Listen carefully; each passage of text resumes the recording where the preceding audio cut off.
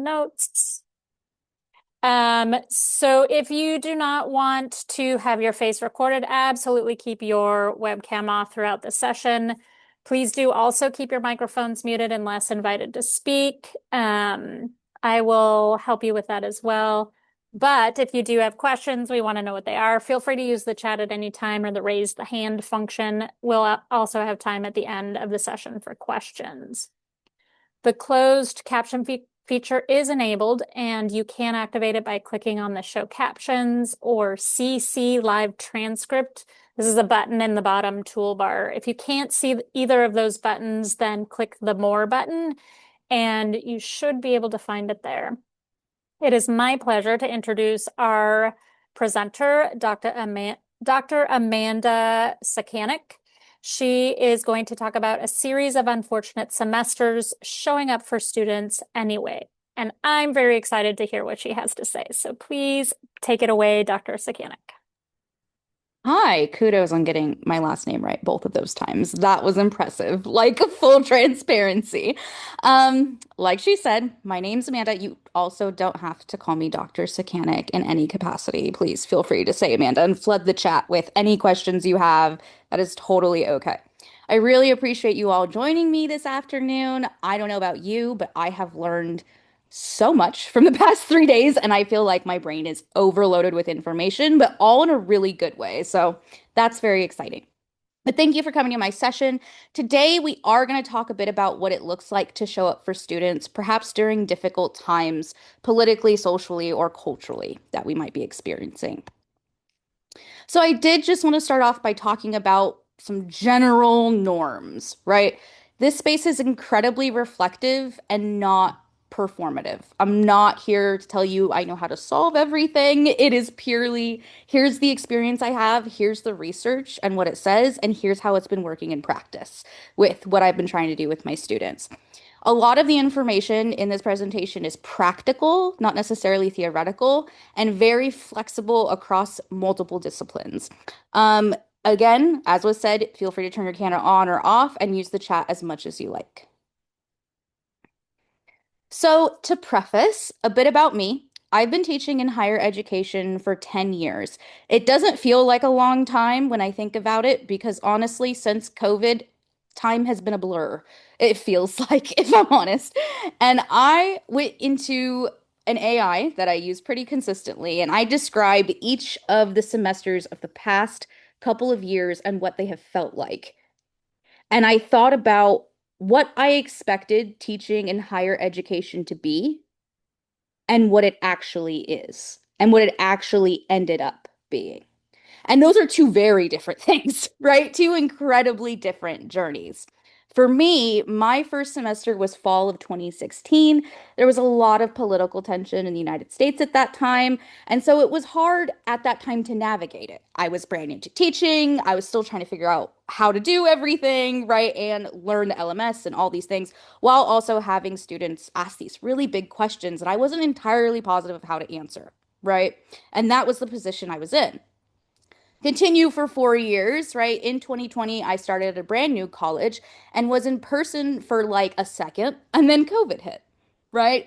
Okay, new college, we all know, well, hopefully, we all know that's hard. There's a lot to do, there's a lot to get used to, there's a lot to learn. And then with something like COVID, it was an emergency situation, everyone had to adjust, school was crazy, right? If you were teaching during 2020, it was a rough time for real. 2020 to 2025, we've since been like emergency online, hybrid, high flex, whatever you want to call it. There is a different modality in every capacity, right? Any type of way you can get an education, which is really great. Our students have the opportunity to learn online, over Zoom if they need that type of support, right? And they can go in person. There's kind of almost a lot of barriers that are being removed, which is really helpful. And my learning throughout this has kind of been ongoing. But I've been on both sides of the instructional place during these past 10 years. During these past 10 years, I went and got a doctorate degree purely online. So I saw kind of how an online teacher navigated it from the other side, how students navigate it from the other side, and try to make sense of what's happening. But a lot of the information in this session is from my own lived experience, not just what theory is saying. So that's just kind of what I wanted to preface with. So let's use the chat a little bit. In a few words in the Zoom chat, go ahead and describe what the past few semesters have felt like for you.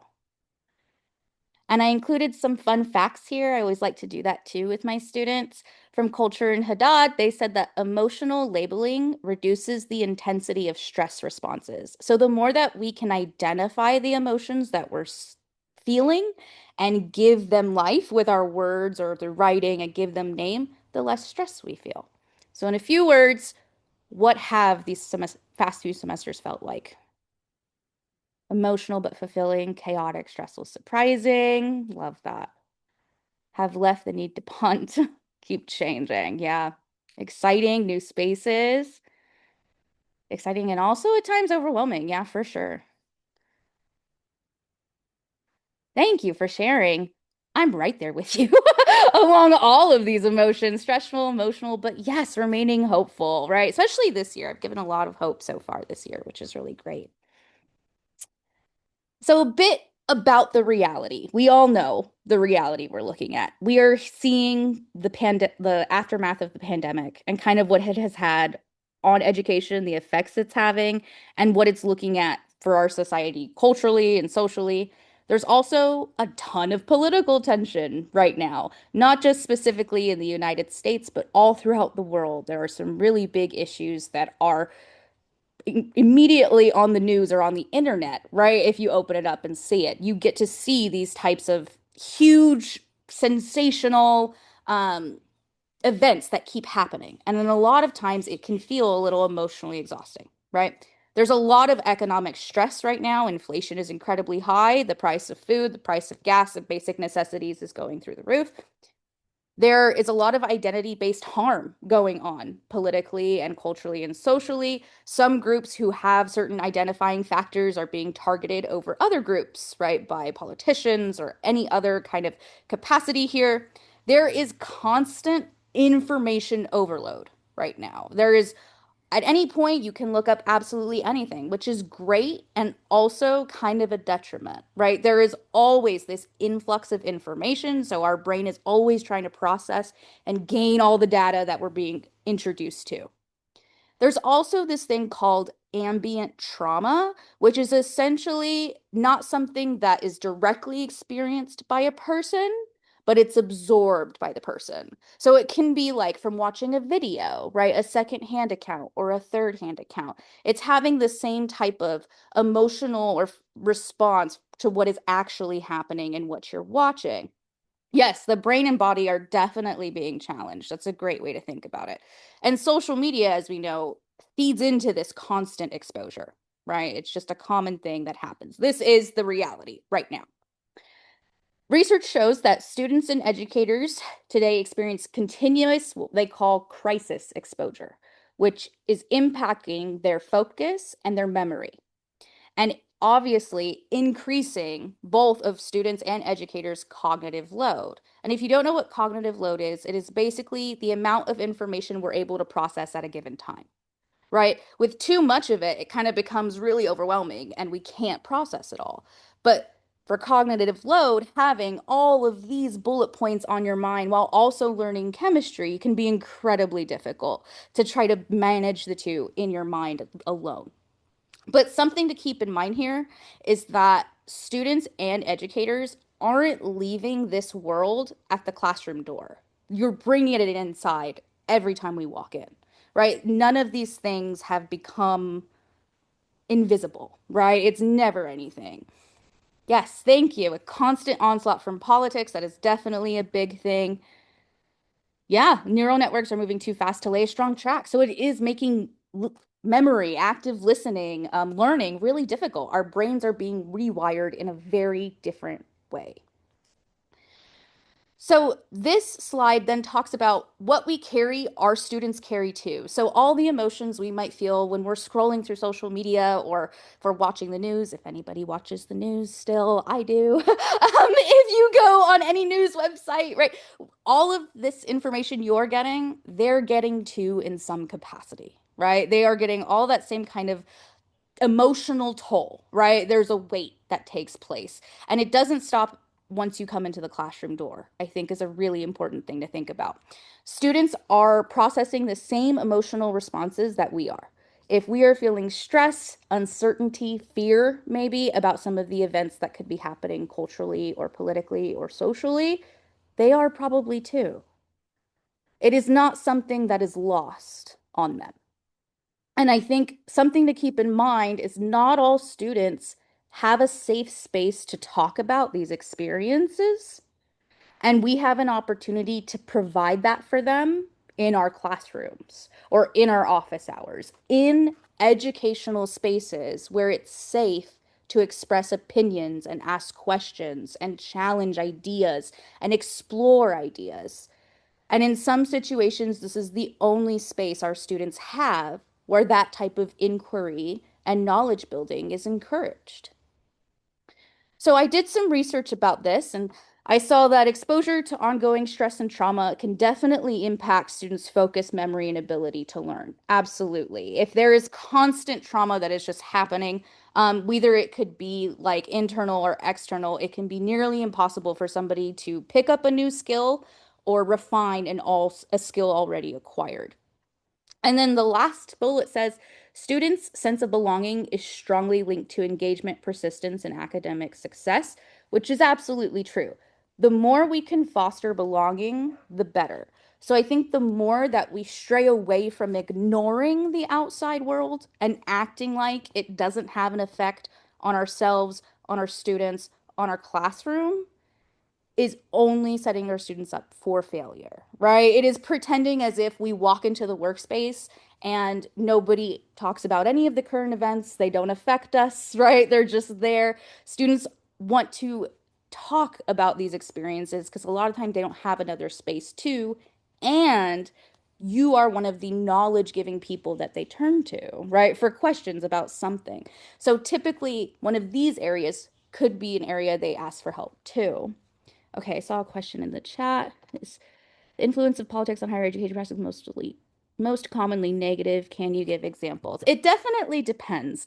So I teach English, and with English, we can touch on politics kind of almost in every way we want, right? We can kind of play with it in a lot of different ways. And I think when it comes to it being positive or negative, it depends on where the conversation is landing and what subject it's on, right? It also obviously depends on like the area in which you're talking in, like the political space, socioeconomic space, right, of the environment and culture of your institution. It can depend on all sorts of aspects.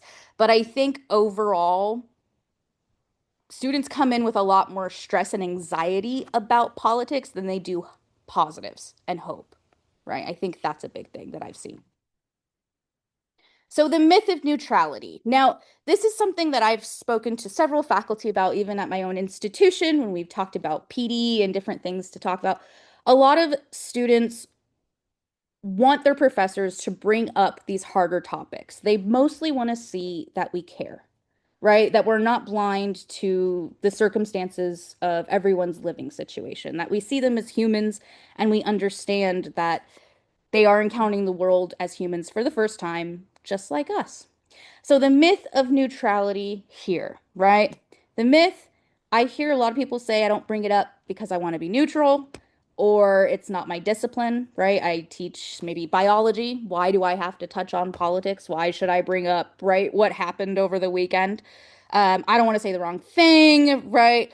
However, neutrality can often be interpreted by students as a status quo reinforcement as opposed to saying like, oh, we're just not going to talk about it because we don't know. They can interpret the silence as, oh, they're just going along with the narrative, right? Where there isn't this kind of, I'm going to stand up and express my opinion or whatever the situation is. But unfortunately, the silence can communicate values we may not want to communicate to our students, whereas our words would communicate better values, right? Research has showed that neutrality in education often produces inequity, which is from Frere et al., which you don't know is the author of Pedagogy of the Oppressed, right? Not taking a clear stance on issues produces uncertainty. And students want to see certainty in some capacity. Students can often interpret silence as a lack of care or a cultural awareness as well. But what's important is they don't see it as neutral, right? When we try to be neutral, they don't see it as neutral. And that's a big thing, right? How our students see us is important because it affects their ability to learn, their capacity in the classroom, their engagement, sense of belonging, all of these fun things, right? So the reality, students actually experience sense of belonging strongly predicts retention and GPA. So the more they can feel included, the more that they'll try, right? Like the more that they will care and continue their education and do all of the good things students do. And emotional distress correlates with lower academic performance. So, if over time semester you see a student's grades slowly start to drop, that is one of the questions you should always reach out and just kind of ask, like, hey, are you doing okay? Right? Is there something I can help with? There's a trend I've noticed. I just want to make sure you're fine, right? Like, it is understanding that their performance in your class is influenced by 1,000 other factors than the class content. And I think that's important to understand. There's a lot more on their minds all the time at the time. So the reason they may not be listening to you in class isn't necessarily because they don't understand. It could be for one of the other 1,000 reasons that they're thinking about, right? So there is research that supports this, right? It encourages and structure presence, belonging to help with persistence. And something to note is that trauma in its various shapes and forms does impact executive function. So the more trauma, unfortunately, that our students kind of become exposed to, the more we're exposed to, the harder our jobs become, right? Simply because our brain struggles with it. And that's okay, but that's how it is. And that's important to keep in mind for sure. But something also to keep in mind, we're not therapists, right? Unless you're licensed, which is cool, great for you, fantastic. Most of us probably aren't, and that's also cool, but we're not that. We're not therapists, we're not political commentators, we're not crisis responders, we're not experts on those types of issues. We are experts on our own issues. However, we're still humans. Absolutely. We still have feelings just like our students do. We are also designers of learning environments, trying to create spaces where our students excel. We're climate setters in our classroom. How we start a day can kind of set the tone for the whole class period. We're the gateways to engagement for students. We're asking students, hey, you want to learn? Here's how we do it, right? I am here to help you, trying to bring that in. And being a designer of learning environments, you're also a designer of psychological safety, right? Students need to be in a specific environment to feel safe enough to learn, right? When we are at in fight or flight mode, our capacity to learn isn't necessarily in the forefront of our mind, right? We're not necessarily willing to take in those types of ideas. But if we are in a space that feels psychologically safe, it is much easier for us to do that, right? Research shows that psychological safety helps increase participation and risk taking in learning. So the safer students feel, the more challenged they might feel by new ideas. And there's a big connection with relevance and how it increases motivation. So, something I want to encourage you to reflect on just for a second is which educator or educators in your life created a sense of psychological safety for you, where you felt it's safe to learn here, right? It might be a class where you're like, oh, yeah, I learned a lot and I didn't even realize that professor probably made you feel incredibly safe.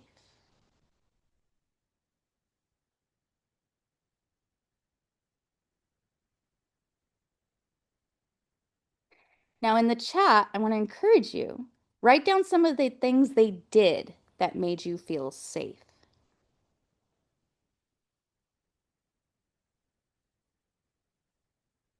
I know for me, I'll just shout out some random things about educators in my life while you all are typing. Things that made me feel safe. I remember one of my high school teachers had a pink highlight in her hair. And I used to think that was so cool because it felt so out of place for a teacher. But the more, and I never knew, like, as a high school student, didn't really know why I thought that was so appealing, right? It's just really cool to have pink hair. But the older I got and became a teacher, it's like, oh, she kept like her authenticity and like showed that. And I think that's why I was so interested as a high school student because I saw that. Oh, fourth grade. Yeah, that's awesome.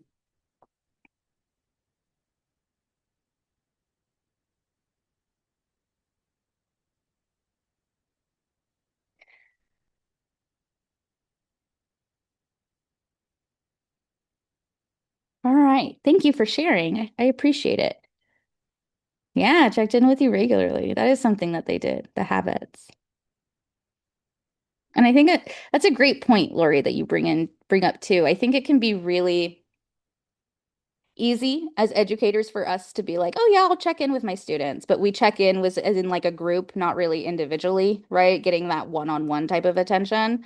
But the more we can try to do that, the better. Definitely like the LMS systems that have the message people option, checking in with students that way is like a great way to do it. Also, please tell me who was I am. Oh, before the term neurodiverse was around. That is awesome. Oh, Sarah, how special is that? That's so cool. And Michelle.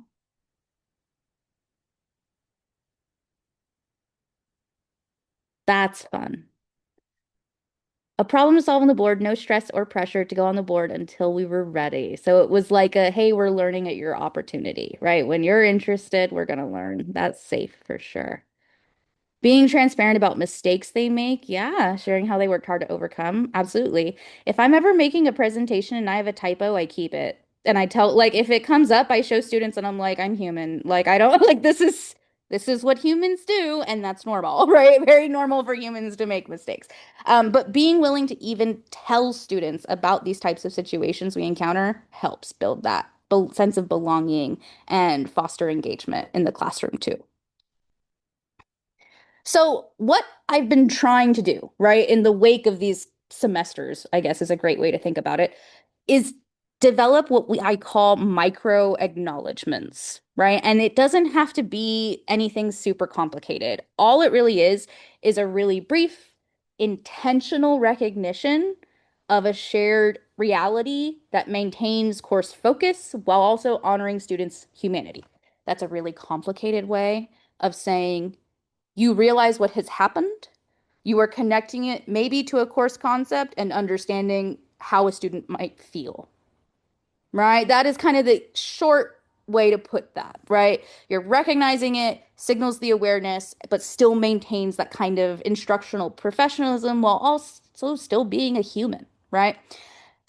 It doesn't have to be very long. They're like 10 to 30 seconds, 1 to 2 sentences, right? It doesn't take very much time. But I was looking at a lot of research to try to see like how people handle these types of scenarios. I mean, it's difficult. You can't really do a lot of research on how people handle a pandemic before 2020, but right, like now, it's a little bit easier, right? We can look at different resources on how did people manage to get students to stay engaged? How do we handle truly stressful situations, right? I saw someone earlier in the chat brought up ICE. Absolutely, right? How do we handle those incredibly stressful situations, right? According to Hammond, who talked a bit about culturally responsive teaching and how effective that can be and helpful for students, she talked about how instructor immediacy behaviors increase student motivation and learning. So the ability for us to even acknowledge that these stressful events and or situations are happening is literally the first step, right? The students even just plainly want to see that sense of acknowledgement more than anything, right? So in this session, a little bit later, I'm going to show you some examples of micro acknowledgments, just what they look like, right? What they look like, how you can adopt them, how you could write your own.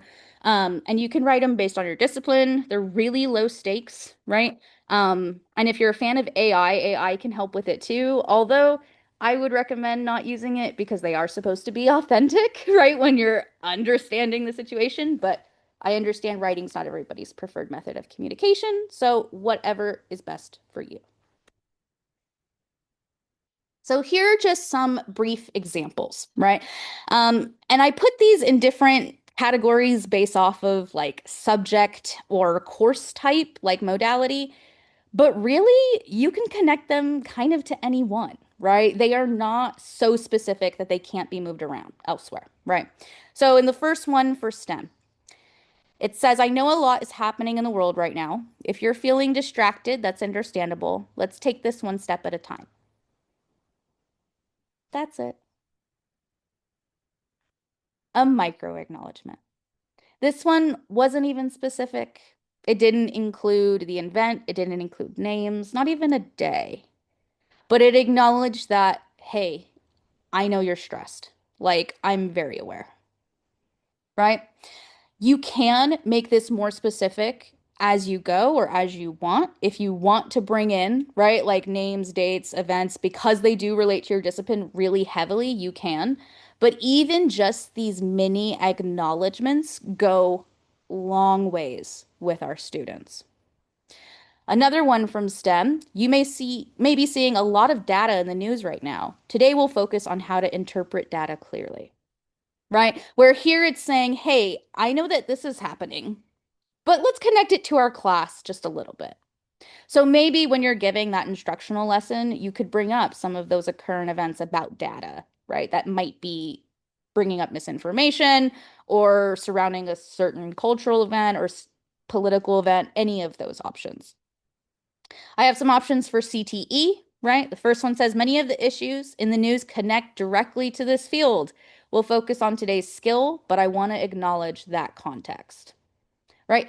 It is, as a couple of our sessions, even today and yesterday, talked about, it can be difficult for students to see a transferability of the material they learn in every class, right?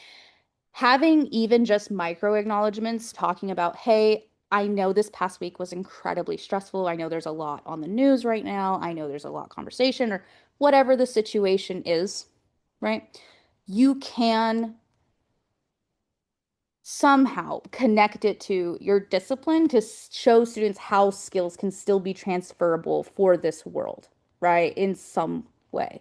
Now, because I teach English, I feel like I have a bit of a bias here because I'm like, communicate ideas, right? Like that's always the big one. I'm going to teach you to communicate, which hopefully, right? But yeah, for sure, Lori, I definitely agree. They're very adaptable. It doesn't have to be just so discipline specific, but I think it does take courage from the faculty member to be willing to put something like this inside of even just like a course announcement or to say it in class out loud because it does invite that conversation to happen for students to be open to it and to remark upon it. So as long as you're comfortable and providing that space is okay, right, in the setting and environment that you're in, then it should be fine, right? But I think, yeah, that's a great point. They're definitely incredibly adaptable, right? I think the one for online sync, I that was one that I posted just for my students. It didn't have any assignments that were for it, right? I didn't like include anything. I was just like, hey, I know this week has been heavy, and it was, right? It was earlier this spring with situations that happened in Minnesota. And I said, please take care of yourselves as you move through the work, right? And that's literally it.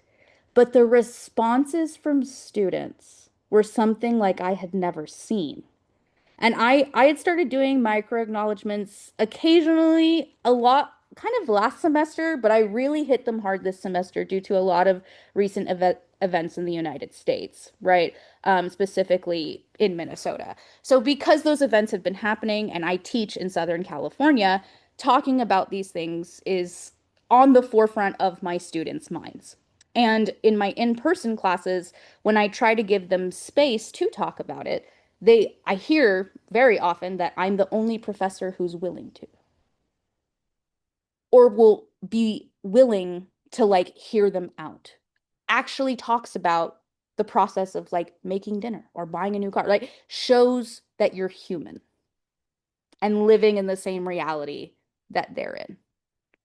And I think that can help with a lot of different things, obviously, right? Help build rapport with your students, help break down that scary professor persona that they all think we have, right? Still exists for some reason. And it can make you a lot more relatable, but it also helps just make your classroom more humanized, no matter what kind of space you're in. So, what makes it work? It's really brief, right? It doesn't push that cognitive load as much, right? I'm not asking them to think about dates. I'm not asking them to think about assignments. I am saying, hey, I care and I want you to know. And then that's it, right?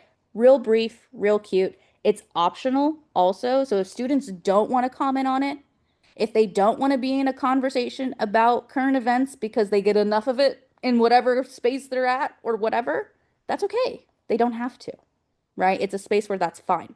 It's non-assumptive. So it's not taking necessarily a side on an issue, right? It is trying to foster trust just to understand that there is an emotional and cognitive weight that is happening in the world and it possibly affects them. And it helps return to content, especially at the end, right? When you're looking at those CTE examples or STEM examples where it's like, oh, yeah, those skills are things we do in this class, right? This is exactly what we're learning how to do.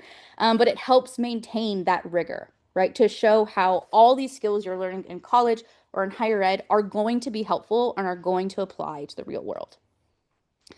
But some things you want to avoid, right?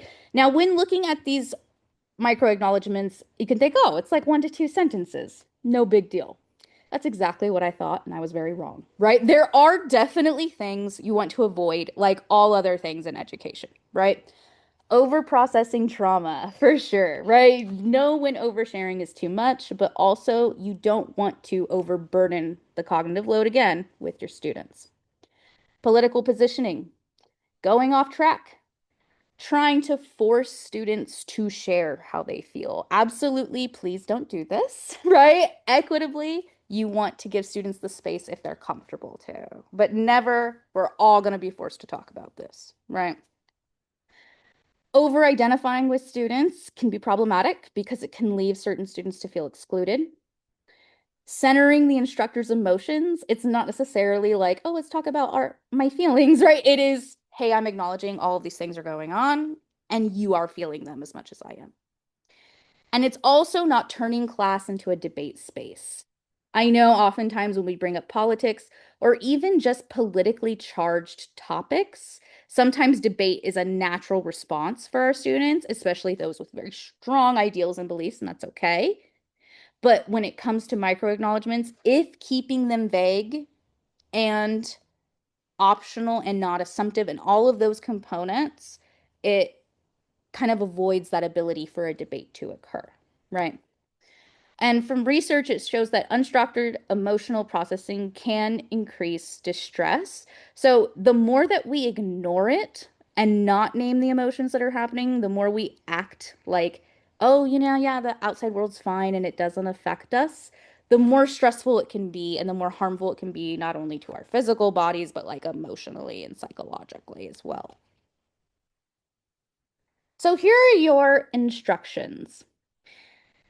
I gave you some scenarios to choose from, right? These are just basic scenarios that you maybe want to create a micro acknowledgement for, right? So you could have a local community crisis, national political tension, identity-based violence, economic stressors, campus incident, internal conflict, or a real scenario, right? So just imagine something has happened and you can pick what that scenario is. We're going to have some writing time where you're going to write 1 to 2 sentences you could realistically share in your class tomorrow, right? Say it happens today and everyone's going to know about it. What are you going to say about it tomorrow?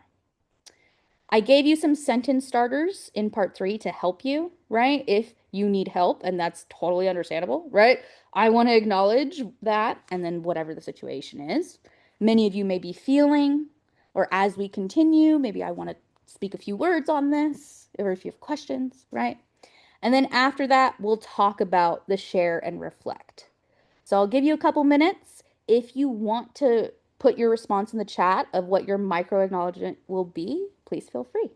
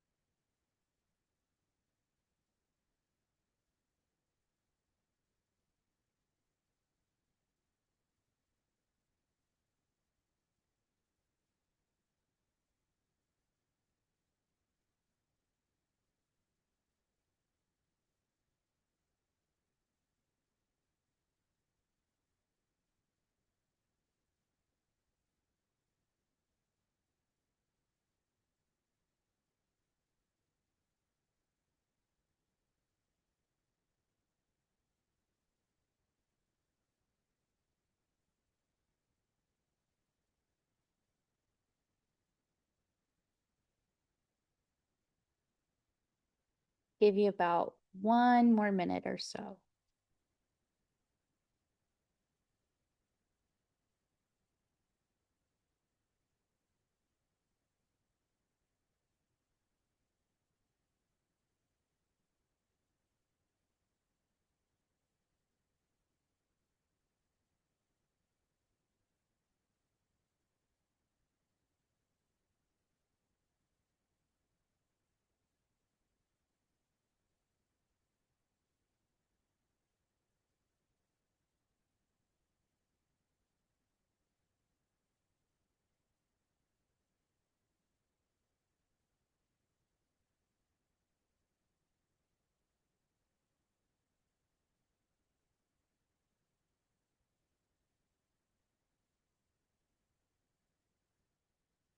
Lori has shared hers in the chat. Thank you. I'll read it aloud since I know it's recorded.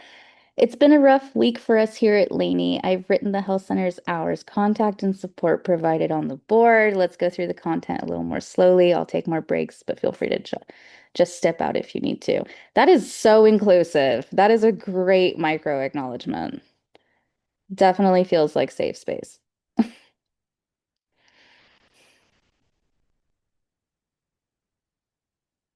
But also you provided a resource too, which is a lot of like very smart thinking. Definitely connect back to the campus resources.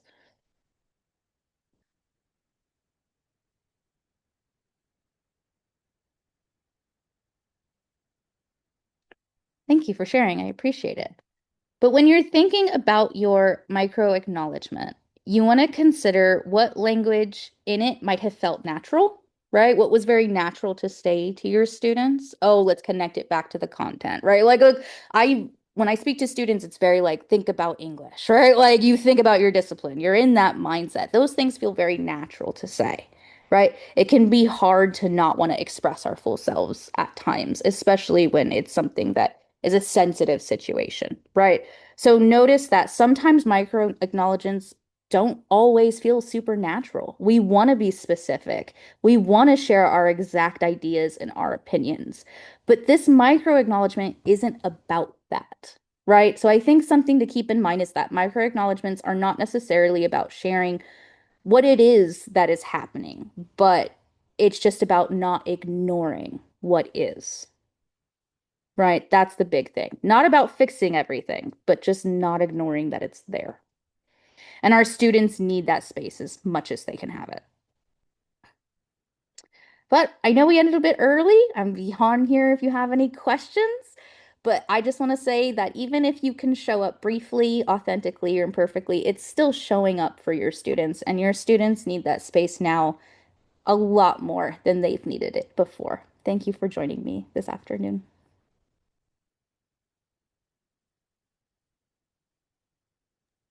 Thank you so much, Amanda. If there are any questions, feel free to ask now. You can put them in the chat. I'm actually going to stop the recording now in case folks want to ask questions that they just don't want recorded, just considering the topic. Absolutely.